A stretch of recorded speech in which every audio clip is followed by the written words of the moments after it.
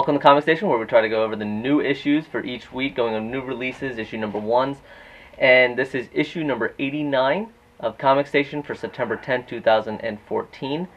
We're back in the Comic Station shop with Scott, and we'll be going over a number of the reviews that we have here today, as well as the reviews that you can find on frontwardsgamer.com. Just when they thought they could get rid of me. I know. They pulled me back in. You thought you could get rid of us, and we pull you back in. That's right. So we're gonna start off with actually a comic that's typically on my pull list. This is 68 Homefront. This is the 68 comics is Vietnam War with zombies. This one is, as you can probably tell from the title, is in America, and it starts off with a more rural town in Pennsylvania, and during the time of the Vietnam War, where they're going, of course, but a homecoming event, a rally, pep rally going on, and it's a group of cheerleaders heading out there. Of course, there's a bunch of mentioning of teenage girls, cheerleaders, mentioning of sex, so forth. So this is a mature title right off the bat, and slowly they start introducing, you see some shambling in the background, and eventually by the end of it you have a full zombie outbreak is starting up. It's fun. It took a little while to get going, but some of the zombie fighting is funny. At one point a woman takes a frying pan and knocks the head off one, and it's hilarious. Outstanding. That's good. But the artwork is great. I always like their artwork. The storyline, again, I like 68, but if you like it, it's more zombies in America during the Vietnam era. You got greasers, cheerleaders, and jocks. Awesome. What more could you ask for? Yeah. Well, my first book this week, Marvel, The Edge of the Spider-Verse, Spider-Man Noir. Interesting story. Starts off, I really liked it. It basically takes, it puts Spider-Man that we all would think is Spider-Man and the bad guys that we all know, but it puts them into about a 1920s, 1930s type of an era. The main bad guy in this is Mysterio. He's not wearing the bubble that we're all used to, but he is a magician, and this Spider-Man doesn't so much have all of the spider powers as much as he does rely on a gun, but he's more of a detective type than a normal Spider-Man. So Spider-Batman. Yeah, basically. And then this is the setup. There's going to be a second issue of this, but it will tie into all the Spider-Man, Spider-Verse, everything excuse to get all the Spider-Man together. So this ends up with this guy from the 20s, 30s being drawn into the future to meet up with Spider-Man 2099, who is also got a bunch of other Spider-Mans in the last caption. So I enjoyed it. I thought it was decent. I like anything that's a different take on our current characters. So artwork was fantastic as usual. It's Marvel, so you know. Mm-hmm. The more older style artwork, so not necessarily quote-unquote noir with black and white, but it definitely is an older style. Absolutely. I enjoyed it. Cool. I like the... And I'm throwing it around. I like the take on artwork. I always like the older styles. Coming up from Boom Studios, this is, I want to say it's a weird smaller title, but this is Wild's End #1. This is a 1 of 6. And I have a hard time placing this one. The artwork is a little rough. It is anthropomorphic characters.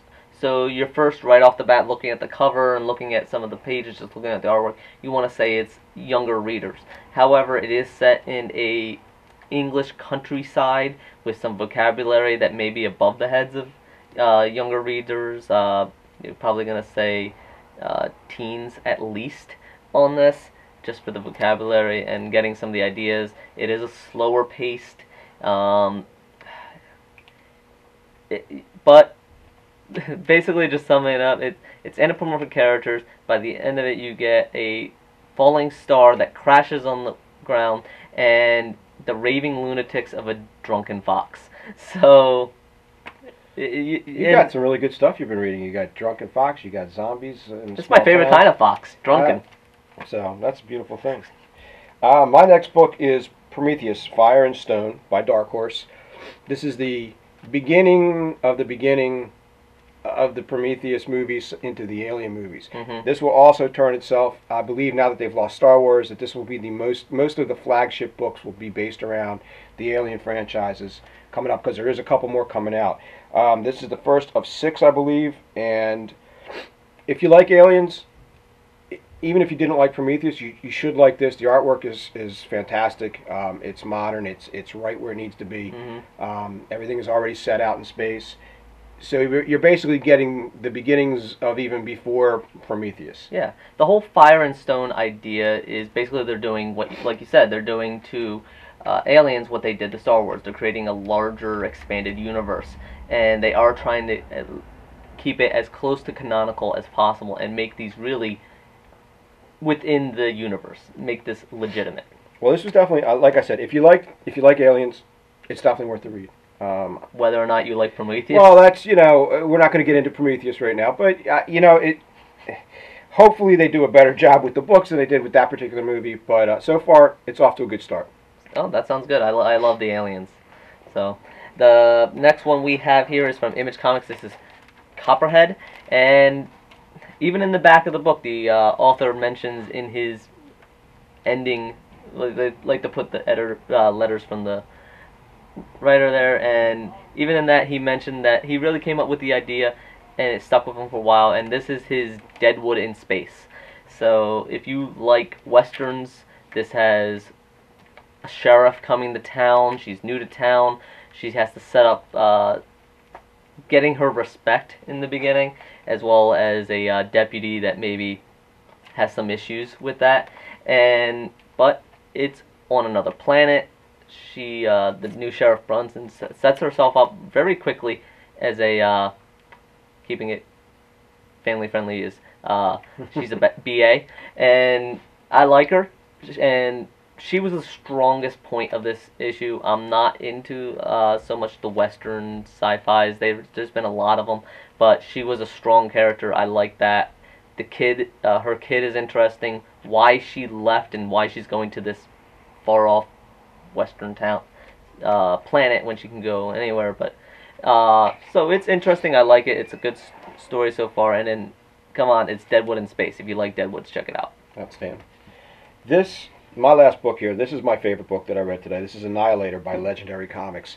This is Grant Morrison. Yeah, it's Grant Morrison. And with Grant Morrison, it can go either way. It's either really good or really bad, in my opinion. But this one I thought was really good. This is a story of basically a washed-up screenwriter who is looking for just some kind of spark to his next greatest thing. Moves into what is supposedly a haunted, horrible house in Hollywood Hills. Moves in. And at the same time, out in the middle of the universe, there is this massive black hole that's called the Annihilator. It is used as a prison for bad criminals. They get locked up in these houses and basically, over time, get sucked into this black hole. Well, the one criminal that's in this, that gets put away, is trying to defeat death. And in the meantime, back on Earth, our lovely screenwriter, who is in a drug-induced fugue, he is writing the story of this alien. And this goes back and forth. At first, it's a little confusing, but then it really levels itself out, and you see exactly where this is going. At the end of the book, they have a meeting. Now, I'm not going to do anything else to spoil it, but it's a very interesting concept of how it's done. One thing, though, and Paul and I discussed this. Yeah, big flag. Yeah, mature readers, there's some very heavy drug use in it and a lot of sexual content in part of the book.